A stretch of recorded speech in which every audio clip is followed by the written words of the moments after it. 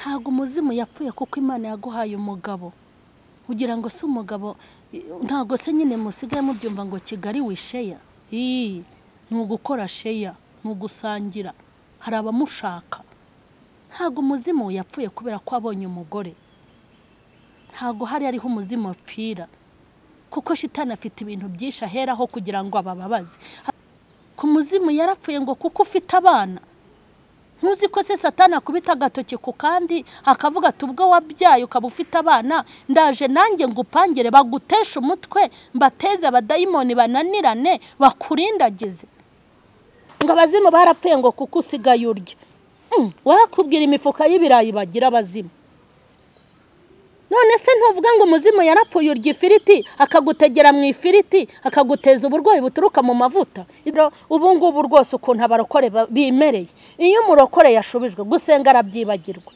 nashakaga umugore none naramubonye imbunda akayikuramo amasasu ubundi akayibika nashakaga akazi none ubu narakabonye imbunda agakuramo amasasu ubundi akayibika nari umushomeri imyaka myinshi none ubu byagenze neza imbunda agakuramo amasasu ubundi akayibika ndabashuhuje mu izina rya Yesu Kristo w'i Nazareti amahoro y'Imana nabe muri mwebwe ni kuri mama Charlene official muri kumwe na mama Charlene mukesha Imana imerita hanyuma rero ndabashuhuje cyane kandi ndabahobeye ndetse mbifurije kuzagira Noheli nziza kandi mbifurije kurangiza umwaka neza mukazatangira undi neza mu mahoro muzagubwe neza muzahirwe kandi umugisha w'Imana uzabatondagire nkurume kuboko kw'Imana isumba byose kuzabe kuri mwebwe n'imiryango yanyu ndetse ijisho ry'Imana yacu ntirizabaveho kandi imigambi y'Imana izakomeza ibe kuri mwe ndetse umutima w'Imana uzakomeza batekereza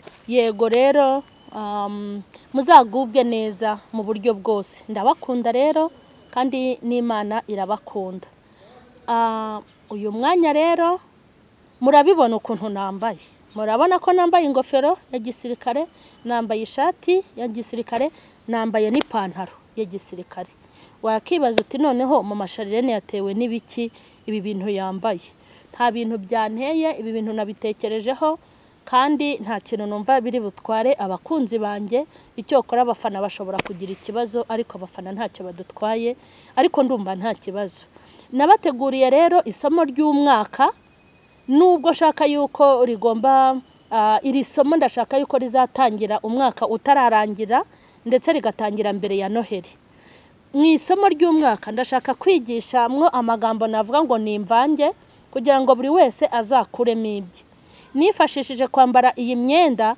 kuko bifitanye isano kandi nifuje ko iki kiganiro kizagera ahantu kure kuko ni ikiganiro kizafasha ukomeye n'uworoshye ukijijwe ndetse n'udakijijwe hari ibintu ushaka ko tuganiraho kandi hari ibintu ushaka ko wunguka ukazinjira muri uriya mwaka wabaye undi muntu mushyashya ufite ibitekerezo bishya kandi bizima wahinduye n'imyumvire kugira ngo urusheho gutera imbere mu mwuka ndetse no mu mubiri rero isomo shaka gutanga ry'umwaka ni nko kukubwira ngo mwirinde uburangare no kudamarara muri ibi bihe by'iminsi mikuru kubera yuko haduyi nimvuga haduyi uhita wumva Satani haduyi ari we Satani haduyi nimvuga haduyi wumve Satani haduyi nta kangwa na Noheli ntago wamubwiye ngo Yesu yavutse kandi barabanaga mu ijuru haduyi ntago wamukangisha ngo bonani ngo urangije umwaka kandi unarangiye yaguhitana burya yanaguhitana reka nkubwire za saa sita z'ijoro barasa umwaka burya yahitana guhitana bigakunda kandi ku itariki ya mbere utangiye umwaka yaguhitana haduyi ntago agira weekend ntago atinya imvura nta nubwo atinya izuba ni umubisha wacu w'ibihe byose ndashaka rero mumenye uwo muhanganye nawe mw'abakirisitu mureke kuzana ibitotsi no gusinzira muri ibi bihe turimo by'iminsi mikuru aho dusoza umwaka dutangira undi mwaka icyo nashaka kubabwira nuko mushobora kwiga mukigira ku nzego z'umutekano muri iki gihugu ubu ngubu ikintu kiba gishishikaje abaturage ni kimwe ubu ngubu abarokore muri abana beza ubu ikintu kiri mu bwenge bwawe ni ukujya kugura imyenda ya Noheli ikintu kiri mu bwenge bwawe ni ukuzabona ibyo kurya byiza byo kuzarya kuri Noheli. Bitewe n'urwego umuntu harimo, abandi hari abazasohokera i Burayi, hari abazajya mu ntara, hari abazajya muri karitsiye, hari abazasohokana n'abasheri, hari n'abazajya guha umwaka mwiza basheri, mukajya gusozanya umwaka kandi muri abarokore. Urumva iyi mikino murimo mushaka gukina mu gihe cyo gusoza umwaka ntabwo ariko byagakwiriye. Ndi bukubwira abantu inzego z'umutekano ukuntu babigenjeje muri aya matariki. Usange twebwe abakirisitu turi indangare mu buryo bukomeye. Ubu ngubu amaze gupanga na sheri ahantu muzasohokera, wasangana nakujyanye gushopinga, imyenda uzagenda wambaye, ubusaro uzajya gusokorezamo yamaze gutegurwa, abazaguca inzara n'abazazisiga, sitire, icyangwe, n'ibyo bintu biri mu bwenge bwanyu. Ni nayo mpamvu ndashaka kukubwira ngo shitani ntago akangwa na Noheli. Ubu we yamaze gupanga umubare w'abakobwa bazatwara inda bayitwariye mu gusoza umwaka. Yamaze gupanga abaririmbyi bazagwa, yamaze gupanga abagore bazagwa, yatapanze abagabo bazagwa naho bazagwa. Ubu yamaze kubona imirambo y'abakirisitu azararika kubera uburangare bw'iminsi mukuru. Narangije umwaka, ntangiye umwaka, kuri Noheli tuzajya hesheri, tuzarya iki, uzangurira inkoko, tuzajyana ahangaha, tuzajya muri aka kabari, tuzigire ku Kivu, tuzigire kureba ingagi. Utwo tuntu twose mutekereza. Satani w'umugome, satani w'umurimbuzi nta sitira agira. Satani ntago yambara sitiri. Nta nubwo ibyo bintu bya sitira bitekereza. Icyaba ashaka ni ukubahitana. Ubu afite urutonde rw'abagomba kwica. Abazica mu buryo bwo kubica mu gapfa, abazica mu buryo bw'umwuka akabambura ubugingo. Ariko ndashaka kukubwira ngo ni mube maso, ntimutwarwe n'ibirori gusa, ahubwo mutekereze ku buzima bwanyu n'ubugingo bwanyu. Ibintu byo kurangara mu byihorere, muba abantu b'abagabo nyabagabo bo guhamya Kristo. Ngira icyigisho cyitwa umusirikare wa Kristo. Murabizi ko ngikora nambaye iyi shati ya gisirikare, ariko ntubana nk'abasirikare. Buri munsi mbatangaho urugero, nkatanga urugero ku gihugu, kuko ibyabo ni ibintu bifatika banabikora mu buryo bugaragara. Nk'ubu mu bihe by'iminsi mikuru, nubwo ntaba ndi kumwe n'inzego z'umutekano, mu minsi mikuru ni nk'umutekano ukazwa. Ese kuki ariho ukazwa? Nuko abadayimoni cyangwa se haduyi ntabwo ashobora gutinya iminsi mikuru. Ubu mubona abasivile dushishikajwe n'ibirori, ngo tugiye gushaka ibirugu, ngo tugiye ngo kugira gute. Ntabwo ari bibi, ntabwo ari bibi. Ngo tugiye gushaka imyambaro n'ibindi, tuzaba twishimye twasetse, ariko abasirikare nibwo bari gukaza umutekano. Ikintu mu cyumve, hari isomo shaka guha abashumba, abayobozi b'amadini, abavuga butumwa ndetse n'abakirisitu. Ibi bihe mubona by'ibirori, ibi bihe by'iminsi mikuru, mubona ubu twese tuzaba twajagaraye. Umusirikare uba imbunda ye irimwe amasasu, umusirikare uba ari mu mwobo, muzaba muri kwirenza inkoko ameze gutya. Ariko uvuga ati haduyi ashobora gusanga abantu mu birori, kandi ahantu hazacungirwa umutekano hihuta ni ahantu hakorerwa ibirori, n'ahantu haba imyidagaduro, n'ahandi habera ibintu byishimo no kwishimisha, kuko bazi ko haduyi ashobora kubinjirana agahungabanya umutekano w'abaturage. Ariko nge nabaza ngo nkawe pasiteri, pozisiyo uhagazemo ni iyihe? Ko igihugu cyamaze gupanga ukuntu kizakaza umutekano, mwebwe mu nsengero zanyu murimo murapanga iki? Muri gusiga amarangi mu nsengero, ubu abandi murimo muravugurura, abandi muri kumanika ibitambaro, abandi amafoto, amasengesho, ibintu nk'ibyo nayo atanafashe. Ariko mukwiye gufata ingamba zikomeye, mukamenya ko umwanzi Satani ari we haduyi wacu, agomba kutwinjirira turi muri Noheli, akatwinjirira turi muri bonane, tugatakaza abahungu bacu, tugatakaza abakobwa bacu, tugatakaza ubugingo, tugatakaza ubukristo, tugatakaza n'imbuto za gikristo. Ingamba mwafashe nk'abayobozi z'ibisengero ni izihe?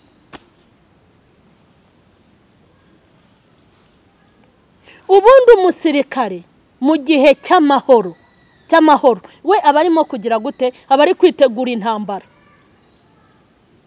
kimwe nuko mu gihe cy'intambara yitegura amahoro ubwo nibwo buzima abakirisitu dukwiye kubamo ibi birori ntibikwiye kuturangaza ngo bitwibagize ko satani duhanganye nawe ari maso kandi areba ntabwo ibi bihe tugiye kwinjiramo bikwiye kudusinziriza ngo twibagirwe ko turi ku rugamba rw'abadayimoni ndashaka kubwira abakobwa ni mube maso muri ibi bihe byo gusoza umwaka uzajya gusoza umwaka uri kumwe na sheri hari igihe uzakuramo n'inda rwose hari n'igihe uzakuramo ubusambanyi kandi utarabwigeze mu mwaka warangiye ujye gusoza umwaka uri kumwe na sheri uryamye muri ariya matuza shitana kubirindure kandi andi mezi waramunesheje mwitonde rero mube maso haduye ari we satani acanye ku maso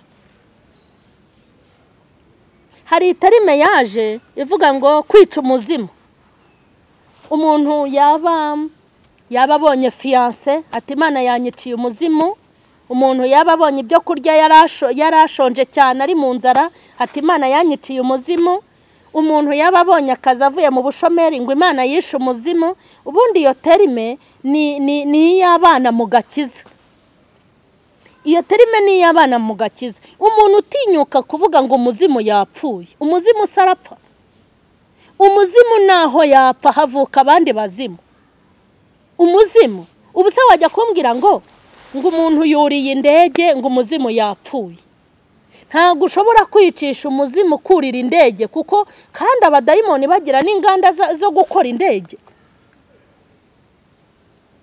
ntabwo ushobora kuvuga ngo wishe umuzimu ngo kubera yuko wakoze ubukwe kandi muri donte abazimu baba bahari naho muri donte abazimu baba bahari bakwambika impeta abazimu bahari ujya gusezerana kwa pasiteri bahari reka nkubwire mu majyambere ujyana abazimu baba barimo mu nkwano burya naho babamo niyo mujyanye mugeze mu rugo muri buki burya baba bahari ikintu cyica umuzimu ni ikintu kimwe ikintu cyica umuzimu ni kimwe ni cya gitero satani yakoherejeho cyo gukora ibyaha hanyuma ugatsinda aho ngaho umuzimu abapfuye no kuvuga ngo wambaye inkweto ngo umuzimu ngo yapfuye ngo watangiye kurya neza ngo umuzimu wapfuye nuko mutazi imbaraga ziba mu bazimu niyo mpamvu ushaka kubabwira ngo muri ibi bihe by'iminsi mikuru muri ibi bihe bya Noheli na Bonane nashakaga kubabwira ngo ni mube maso mubere maso ubugingo bwanyu mubere maso ubuzima bwanyu kandi mubere maso iki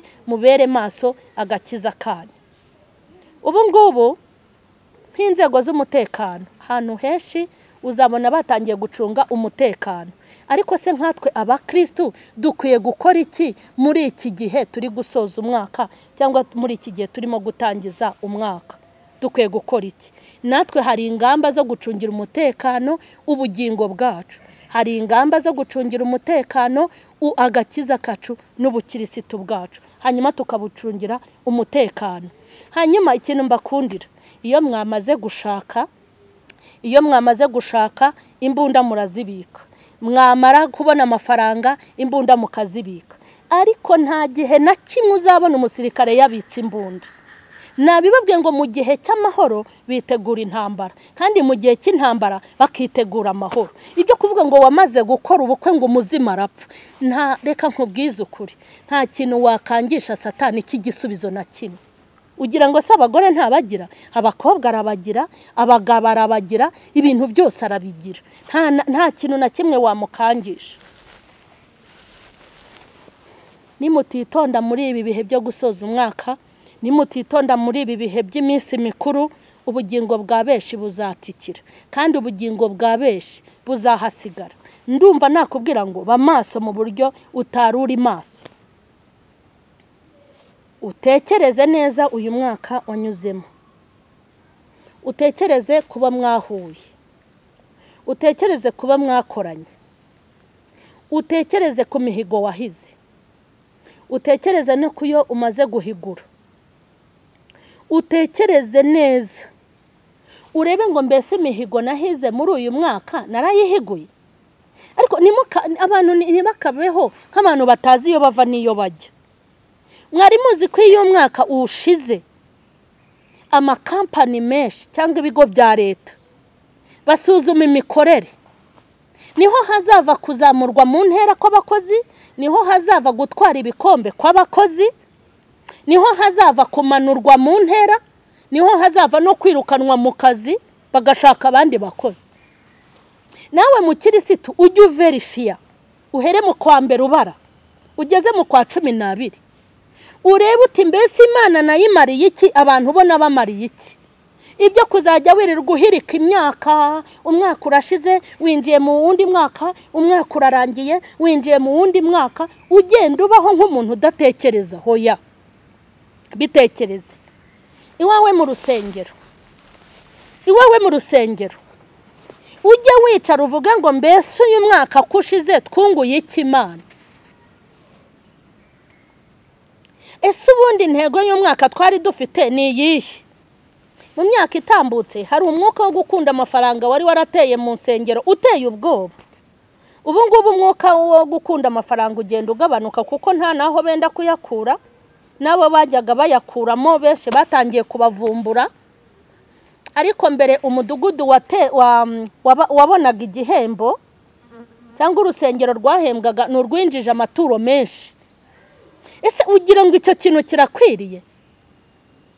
Reka nkubwire, buriya iyo bagiye kuverifiya ibitaro runaka, ntago bareba ngo mu bitaro hinjiye amafaranga angana iki, kuko intego mu nyumve neza, ntago intego yo kugira ngo ibitaro bibeho ari ukugira ngo amafaranga yinjire, ahubwo ni ukugira ngo abaturage b'igihugu bagire ubuzima bwiza, indwara zikire, babeho ari abaturage babaho batarwaye. Niyo ntego. Ariko ndabizi neza ko ntago bagenda bareba ngo ibi bitaro byinjije amafaranga ngahe, ngo nibasanga habaye amafaranga make birukana abaganga, ahubwo barareba ngo abaturage bavuwe gute, bavurwa mu buhe buryo, babonye imiti ihagije, hakize bangahe, ni iyihe ndwara ifite imbaraga, ni iyihe miti yo guhangana n'iyi ndwara.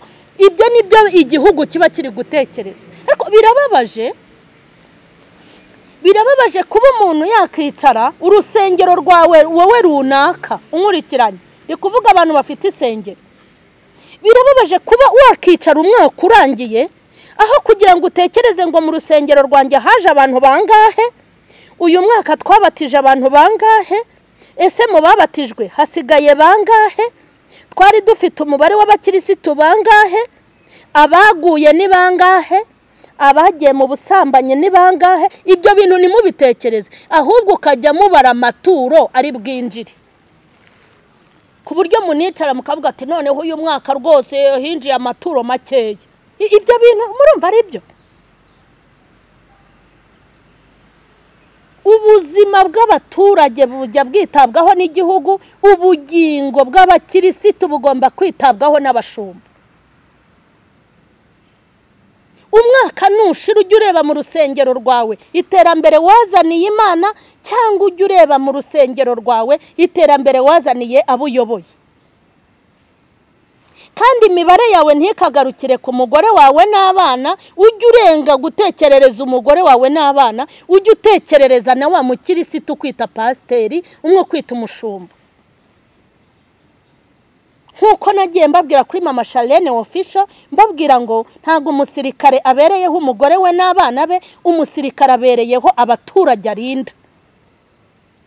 Ni nayo mpamvu afata inzira bakamuvana ahavuka akajya kurinda cyangwa gukora ako kazi ahadatuye n'ahataba bene wabo. Ndifuza ko insengero n'abayobozi bazo, ntifuza ko abakirisitu muhindura imitekerereze n'imyumvire kugira ngo mugire icyo mumarira Imana, mumarira n'abantu. Nimba rero hajya habaho kwirukanwa kw'abakozi bakoze nabi, hakabaho kuzamurwa mu ntera kw'abakoze neza, hakabaho n'ibihembo by'abakoze neza, nagira ngo mbabwire ngo no ku Mana niko bijya bigenda. Nimba mutari munabizi mubimenye. Imana ijya ibasha kugenda ikagenzura, kandi urwo rusengero nubwo rwitwa urwawe, kuko abantu wabise abantu bawe, kandi kuko usenga Imana, ntago bakiri abawe, ni abantu b'Imana. Ikeneye kubabyaza umusaruro kugira ngo ikibi kivemo icyiza. Umuntu nimba aje ari umunyabyaha, navemo umukirisitu, wamumariye iki? Wamumariye iki uwo muyoboke wawe mu mwaka wose? Ugenda ubitekereza ubibare. Hanyuma nubona hari abantu benshi babatijwe, ubigendera uvuga uti turi mu murongo. Nubona hari abantu baguye bakava mu gakiza, ushakisha inzira yo kugira ngo bagaruka bate. Aho kugira ngo utekereze ngo amaturo yakinjira gute, utekereze ngo abaguye babyuka gute, abanyantege nkeya bagira imbaraga gute, aho kugira ngo ushore imbaraga mu bintu bibyara amafaranga, ujye ushora imbaraga mu bintu bibyara ubugingo bw'abantu, kuko nufatira Imana neza abakirisitu bayo nawe izagufata neza. Ibyo bintu tubitekerezeho, natwe abakirisitu tugira icyo dutekereza. Ko witwa umukirisitu, ni iki wamariye Imana? Ni iki wimariye? Ni iki wamariye abawe? Agakiza kawe tuvugishije ukuri, Bibiliya utwara buri munsi, mu mudugudu no mu kagari bose bazi ko uri umukirisitu. Ni iki wamariye Imana? Ni iki wamariye abantu? Ni iki wamaze? Ubu muraje mwishime ngo mushoje umwaka. Umwaka ushoje wawukoze mwiki? Turi kwishima dushoje umwaka, turawurangije tuzawo. Mu mwaka wose mu mezi 12 wakoze mwiki? Twari abantu bishimira ko barangije umwaka, ugasanga bawukozemo urugomo, ugasanga basenyeye itorero, basenyeye igihugu, barashenye mu midugudu yabo, mu mirenge, mu miryango yabo, ugasanga bakoze ibyo gusenya no kurimbura. Ariko ukaba wategereza ibyiza baba barakoze ukabibura. Ndumva rero nababwira ngo icara witegereze, urebe ko uri umuntu wo kwishimira imyaka umaze, urebe ko uri umuntu wo kwishimira ko umaze umwaka. Ese muri uyu mwaka nta mitima wababaje? Muri uyu mwaka nta mitima wabangamiye? Nta bantu wirukanishije ku kazi? Mu itorero barakubona gute? Mu gihugu umeze gute? Umuryango uvukamo umeze gute? Umuryango wawe bwite bimeze biti?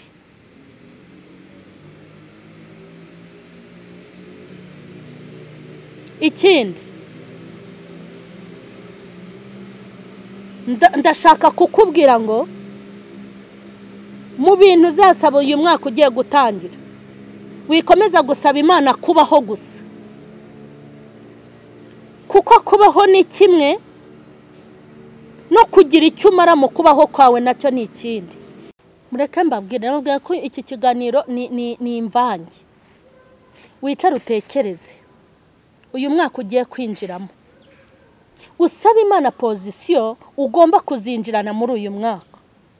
Mu bintu nakubwira usaba Imana, nakubwiye ngo kubaho ni kimwe, Imana iguhe kubaho muri uyu mwaka, ariko no kugira uko ubamo nabyo ni ikindi kintu kandi cy'umwihariko. Ubwira Imana iguhe imbaraga z'umwaka winjiyemo. Mu byifuzo ufite ubwira Imana ngo Mana umpe imbaraga zo kwinjira muri uriya mwaka, kuko utazi icyo uzahangana nacyo.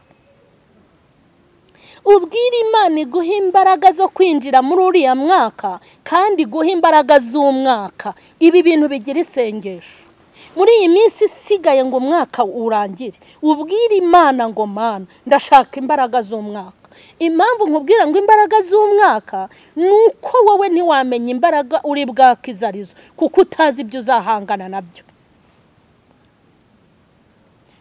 Birashoboka ko muri uyu mwaka hazaza umucyo mwinshi kuri wowe, birashoboka ko hazaza umwijima mwinshi, birashoboka ko muri uriya mwaka ushobora kuva ku kazi, birashoboka yuko ushobora kubona akazi, birashoboka ko uzazamurwa mu ntera, birashoboka yuko uzamanurwa mu ntera, birashoboka ko ari umwaka uzakoreramo ubukwe, byanashoboka ko ari bwo sheri wawe azakubenga, byashoboka ko muri uriya mwaka ari bwo uzarya cyane kuruta uko wariye, cyangwa biranashoboka ko ari ko inzara izakwica, birashoboka ko uburwayi utarwaye uzaburwara, byanashoboka ko uburwayi ufite ari bwo buzaba bwakize. Ntuzi ibintu uzahura nabyo muri uriya mwaka, ubwira Imana ngo Mana ndashaka imbaraga z'umwaka. Ndashaka imbaraga z'umwaka.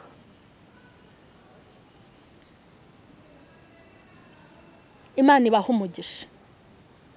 Imana ikumpera imbaraga z'umwaka, kugira ngo ikintu cyose kizakwikubitaho ari ibyuzi, ari ibyo ukeka, ari ibizagutungura, byose bizagusange mu mwanya mwiza. Imana iguhe imbaraga z'umwaka.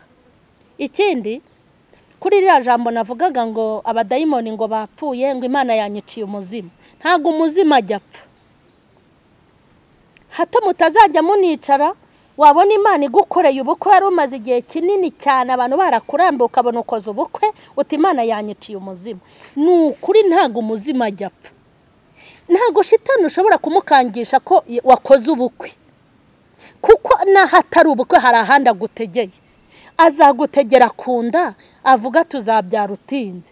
Azagutegera kunda avuga ati nutangira gutwita nanjye nzohereza indwara. Azagutegera kunda oya nashaka azakure kubyara, yagutegera ku mwana.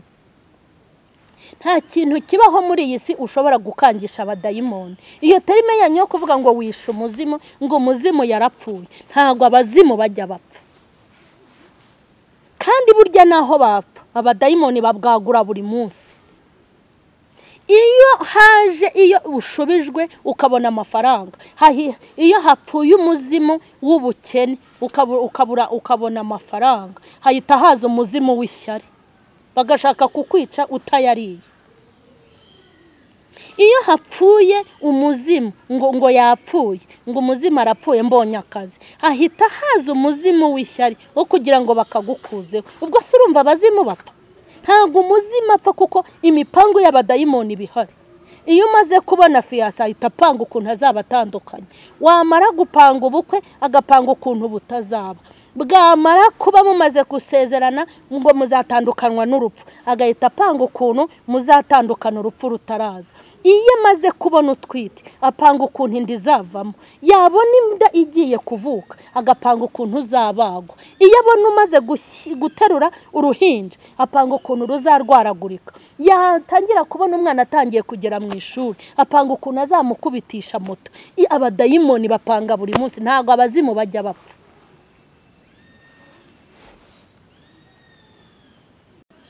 Ntago abazimu bapfa.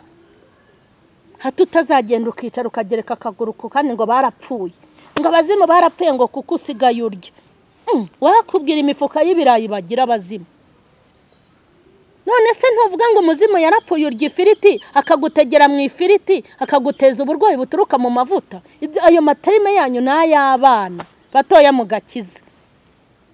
Uricara utumuzimu yarapfuye ubusigaye mu isukari akagutegera mu isukari akaguteza diabete. Uricara utumuzimu yarapfuye sigaye ndya inyama, naguraga inusu ubusigaye ngura ibiro 2 akagutegera mu nyama. Ukarwara indwara zituruka mu nyama. Ubwo se uravuga ngo umuzimu arapfa, mwamwishe gute? Narindimo gushishikariza abakirisitu kutirara. Simpe no mu minsi mikuru no mu bundi buzima ntimukirare. Ngo wicara uvuge ngo narashubijwe, najyaga nza gusenga ibyago n'amakuba byangose, noneho rero ubu ngubu rwose ukuntu abarokore bimereye. Iyo umurokore yashubijwe gusenga arabyibagirwa. Nashakaga umugore none naramubonye, imbunda akayikuramo amasasu ubundi akayibika. Nashakaga akazi none ubu narakabonye, imbunda agakuramo amasasu ubundi akayibika. Nari umushomeri imyaka myinshi none ubu byagenze neza, imbunda agakuramo amasasu ubundi akayibika. Nari mfite uburwayi none ubu bwarakize. None se uburwayi nimba bwarakize, indwara zose zavuye ku isi, kushobora gukira diabete se hanyuma ukaza kurwara umwijima? Ntago dukwiye kubaho mu buzima bwo kwirara. Kandi ndashaka kubibutsa ko ubwami murimo ni ubwami bwa Satani. Satani muhanganye nawe ni haduyi. Haduyi ntago ajya ananirwa, haduyi ntago ajya anyagirwa, haduyi izuba ntirijya rimwica, haduyi ntago ajya acogora, haduyi ntago nta stress agira. Haduyi akora amasaha 28 kuri 28. Burya rero mwicara ngo murananiwe, mukicara ngo ibitotsi birabi, ntago haduyi ajya aryama. Imbunda yawe igihoramwe amasasu kandi ujye uhora uyifashe. Ntago umuzimu yapfuye kuko Imana yaguhaye umugabo. Kugira ngo se umugabo ntago se nyine musigaye mubyumva ngo Kigali wisheya. Ntugukora sheya, ntugusangira. Hari abamushaka. ntago umuzimu yapfuye kubera ko abonye umugore, ntago hari ariho umuzimu upfira, kuko shitani afite ibintu byinshi aheraho kugira ngo abababaze, afite ibintu byinshi aheraho kugira ngo ababangamire, kugira ngo ababuze amahoro, afite ubugome bwinshi yabitse. Hari ubugome bwinshi yakubikiye, hari ibitero yakubikiye hariya, niyo mpamvu imbunda yawe kwe gukoramo amasasu. Ngo umuzimu ngo yarapfuye ngo kuko usigaye ufite amafaranga. Ntago bizi ko se iyo ufite amafaranga haza umuzimu w'ishyari kugira ngo utayatunga cyangwa utayarya, pagashaka kukwica igihe utarayarya. Ku muzimu yarapfuye ngo kuko ufite abana. Ntuzi ko se Satani akubita agatoki ku kandi akavuga ati ubwo wabyaye ukaba ufite abana, ndaje nanjye ngupangire bagutesha umutwe, mbateze abadayimoni bananirane bakurindagize.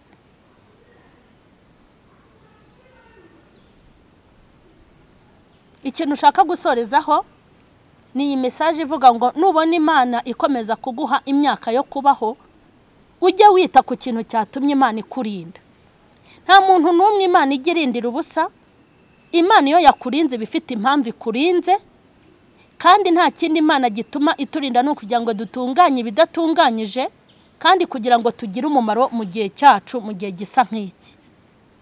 Ndashaka rero kukubwira ngo nubona uyu mwaka bamwe barapfuye ukabona ugeze mu wundi, kuko nzi neza ko hari n'abantu bashobora kutawugezamo kandi atari uko murwaye.